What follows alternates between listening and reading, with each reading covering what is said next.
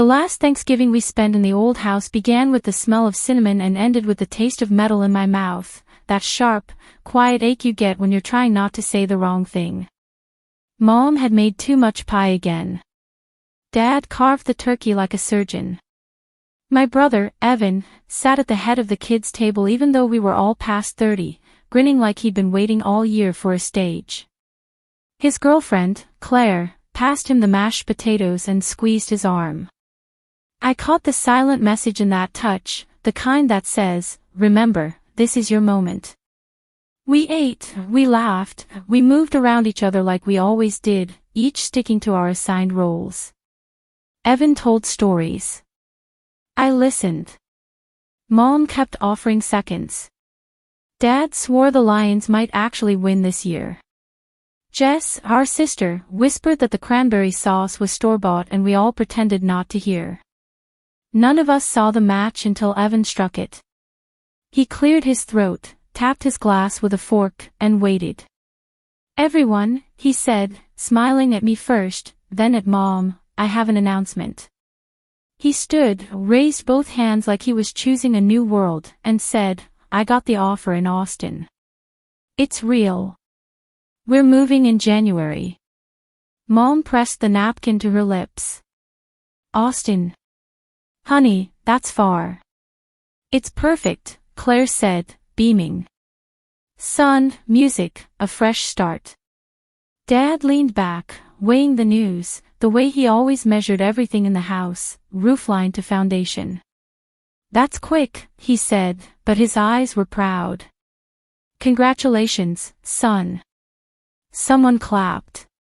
I didn't. I was too busy calculating what January meant. How fast could a life be packed, sorted, folded? What would happen to the things that didn't fit in boxes, the things that lived inside conversations we hadn't finished? "We found a place," Evan continued. "Near the river. 2 bedrooms, a small office." And, he laughed, sheepish, like a boy caught with a secret. "Dad, I've been thinking, maybe it's time to let go of the shop. Market's hot. We can list it before Christmas." I already spoke to a broker. Silence slipped over the table like a blanket. The shop. Our father's hardware store. The place where I spent Saturdays as a kid turning price tags and counting nails. The place that paid for prom dresses and preseason cleats. The place that held our family in its stubborn, dependable hands when everything else shifted. Jess set down her fork.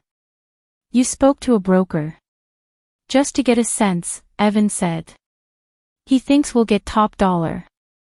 It's a great location, and, you know, Dad's been saying his back." Dad didn't look at him. He looked at me. Because he remembered, and I remembered, the deal we made in July when the roof leaked and I came with my toolbox and a new proposal. My hours at the clinic had been cut. I offered to step in, take more shifts at the store, modernize inventory, build an online site. Dad said, "Let's try it."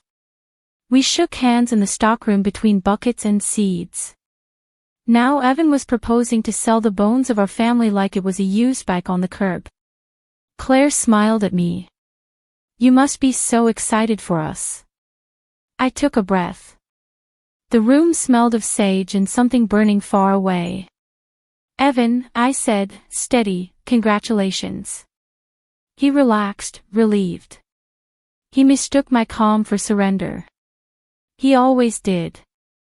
I touched the edge of my plate, cool under my fingers, and heard Mom's soft, hopeful inhale, the one she used when she wanted harmony more than truth. "Since we're sharing news," I said, and felt my heart kick once, hard, "I have something too." When the table finally cleared, I helped Mom wrap leftovers in foil, each plate labeled in her perfect handwriting. Evan was in the living room, laughing with Claire like nothing in the world could ever touch him. Dad had gone quiet. He always did when things hurt too much to name. "Nora," Mom whispered, "you could have said more. He's your brother." "He's selling Dad's store, Mom," I said softly. Without asking. She sighed, folding her hands. He just wants to build his future. Maybe it's time. I looked at her, really looked. The lines near her mouth had deepened this year. The house felt smaller around her. You mean maybe it's easier to let him have what he wants? Her eyes darted away. Please don't make tonight about business. But it already was. Evan made sure of that. I left the kitchen and found Dad sitting in his old recliner, staring at the blank TV screen. You okay? I asked. He nodded once, but his jaw tightened. I didn't agree to sell anything. But he's got your mother all hopeful about moving closer to him someday. So he planned this, I said. Dad rubbed his temples.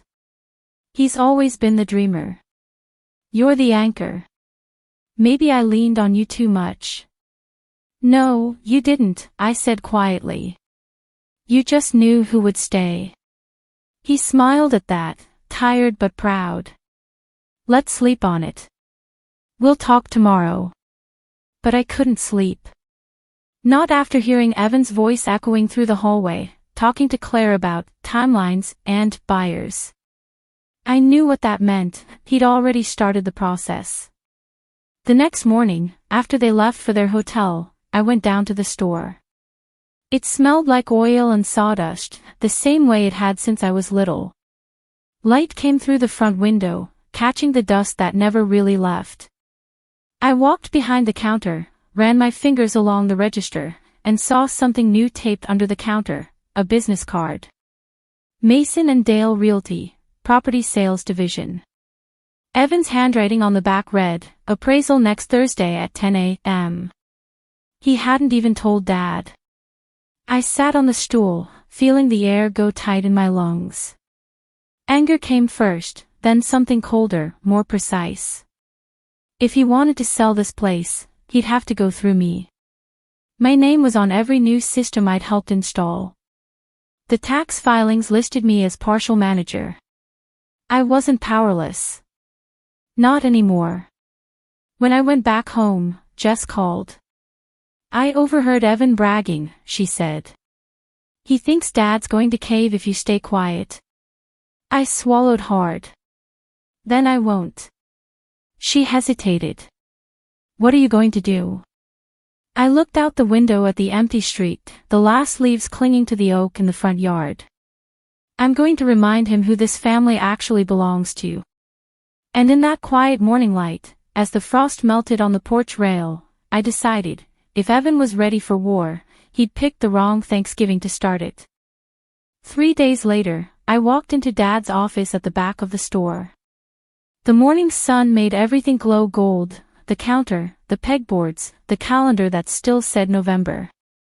Dad wasn't there, but his coffee mug was. Steam curled from it like a sigh. I opened the drawer to grab a pen, and that's when I saw it. A thick white envelope, sealed but unmarked, sitting on top of the invoices. My name was written in Dad's neat handwriting, for Nora. My stomach twisted. I tore it open. Inside was a copy of an email printout and a short note. Nora. Just in case he pushes ahead, you should know where things stand. Dad. The email was from Mason and Dale Realty. Addressed to Evan Bennett, CC to Claire Whitmore. Subject, preliminary appraisal and transfer prep. I read each line slowly, like a confession. Based on your request, the property at Bennett Hardware will be listed under your name for sale authorization. Once the signature is verified, ownership will be transferred for escrow processing. My pulse stopped. Listed under your name. Evan had somehow added himself as primary owner. But that wasn't even possible. Unless Dad's signature had been forged. I sank into the chair, the air thick around me. My brother hadn't just made plans, he'd crossed a line he couldn't come back from. At that moment, the bell above the door jingled. I froze. Then I heard the familiar voice of Mr. Hale, a retired neighbor and the store's part-time accountant. "Morning, Nora," he said, setting down his thermos. "Didn't expect to see you so early." "Morning," I managed. "Do you still have access to last quarter's records?" He frowned. "Of course." "Why?" I hesitated, then handed him the email. His face changed as he read. "Well, that's not right," he muttered. "Your father didn't sign any sale authorization. I'd stake my pension on that." "Can we prove it?" I asked. He nodded slowly. "If we can get the broker's copy, yes. There'll be digital timestamps, initials, probably even IP logs. So you can check that." He smiled faintly. "Let's just say retirement's boring. I still know a few tricks." For the next hour, he sifted through digital records on his old laptop while I made coffee and tried not to shake. Finally, he turned the screen toward me. "There. This so-called signature came from an IP address registered in Austin, Texas." I stared at it. Evan's new address. He nodded grimly. "That's your proof." I leaned back, gripping the edge of the desk. Proof. The word burned with quiet satisfaction. "Thank you, Mr. Hale," I said. "I owe you." "Don't thank me yet," he said. "You'll need someone to make it official." That night, I called a local lawyer, one who'd helped Dad settle property papers years ago. Her name was Amelia Hart. Calm voice, sharp mind. I told her everything. She listened without interrupting, then said, "Meet me tomorrow morning. Bring every document you have." I hung up and stared at the ceiling in the dark. My hands trembled, but my voice didn't when I whispered to myself. He thought he could take everything. But this time, I'm not letting him. By the time the sun rose, frost glazed the truck's windshield, and I was already halfway to the lawyer's office. Amelia's building sat above the coffee shop downtown, the kind of place where old wood floors creak like they're keeping secrets. She greeted me with a firm handshake. "Nora Bennett," she said, scanning the folder I handed her. "You've done your homework." I smiled faintly. "I learned from my father." She nodded, flipping through pages fast but careful. "This is forgery, plain and simple. Your brother used a scanned signature and filed under a revised management document. He must have downloaded an old copy when you updated the system. So it's legal." I asked. "Illegal," she corrected. "But fixable, with the right push." Amelia drafted a formal injunction within the hour. A simple letter, but powerful. It stopped any property transaction until ownership was clarified in court. When she printed the document, she looked at me and said, "You'll want to deliver this in person." I knew what she meant. Thanksgiving was over, but the family dinner wasn't done. Mom had invited everyone back for Sunday lunch before Evan left town. It would be the last time we were all under one roof. When I walked into the house that afternoon, the smell of baked ham filled the air. Mom smiled weakly, already sensing the tension. Evan sat at the table, phone in hand, confident as ever. Claire was beside him, sipping tea like she owned the place. "Nora," Evan said with that easy grin. "I hope you're not still upset about the shop thing." I set my bag down. "Actually, that's exactly what I'm here for." He chuckled. "Come on, it's just business. Dad doesn't need the stress." Dad's fork froze midair. "You mean the business you tried to sell without asking me?" Evan's face paled, then hardened. "You weren't using it, Dad. I was helping." "Helping?" I said. "By forging his name on a sale agreement." The room went still. Claire shifted uncomfortably. "Evan, what is she talking about?" Evan's jaw tightened. "Don't start, Nora. I slid the letter across the table. You already did. He read the first few lines, and his voice cracked. An injunction. Are you serious? Dead serious, I said. The property is frozen. Every transfer, every appraisal, every document you touched, on hold. Mom gasped.